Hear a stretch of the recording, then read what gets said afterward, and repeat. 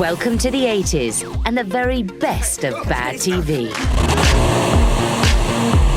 The other big news of 1987, apart from the revelation Betty Turpin was still serving at the Rovers, was the unexpected re-election of Margaret Thatcher, despite record unemployment and both NHS and inner-city schools in meltdown. ITV duly stepped in to skewer the failings of the comprehensive school system with a kind of adult Grange Hill. Hardwicke House was billed as a daring, more socially aware new comedy of the alternative school. What it actually was is hard to say, even today. I think Hardwicke House, maybe because it's on ITV, because it's on too early, people aren't prepared for that level of anarchy, that level of venom. And it's a weird sort of mix of Grange Hill on the one hand and the young ones on the other hand. The extras were nearly colliding with the cameras. You can't treat them like human beings, you know. Don't touch them either. And the audio was a mess, making it very difficult to watch on any level.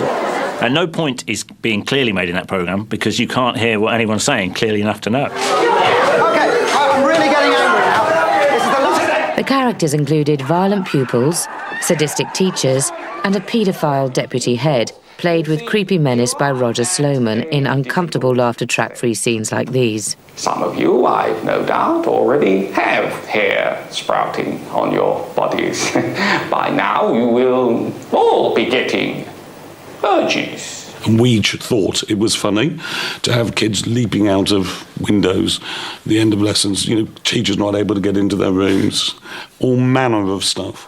The show had big stars like Roy Kinnear, seen here as the dodgy headmaster, but the humour felt too dark for a peak-time show. Looking back on it now, it sort of looks more off-colour than it probably felt then, but I think they were trying to shock. They did want a slice of that anarchic thing. They saw this anarchic stuff working on the smaller channels, and they thought, this is the same sort of stuff. Why don't we try and grab a bigger audience with it? So why did they put it on at 8 o'clock? To grab a big audience. But they didn't think that this big audience is going to be offended. But offended they were. The writers defended the show with some help from the legendary Kinnear against a massive backlash. In the first programme, we had references to lesbianism, to puberty, a master's obsession with young children's bodies. I don't really think this is a subject for humour before 9 in the evening. Well, Roy Kinnear is smiling here. I think that is a fair point, actually. I think it should be by after 9 o'clock. I think yes, I think that's a fair point. With even its main star taking the criticism on the chin, it was hardly surprising that the series was taken off air after just 2 episodes. Anything you'd like to put to the writers? They called it a brave experiment. Yeah. And do you remember? That's the way I like to remember it. And I like to remember it, and I think you do as well, as a brave experiment.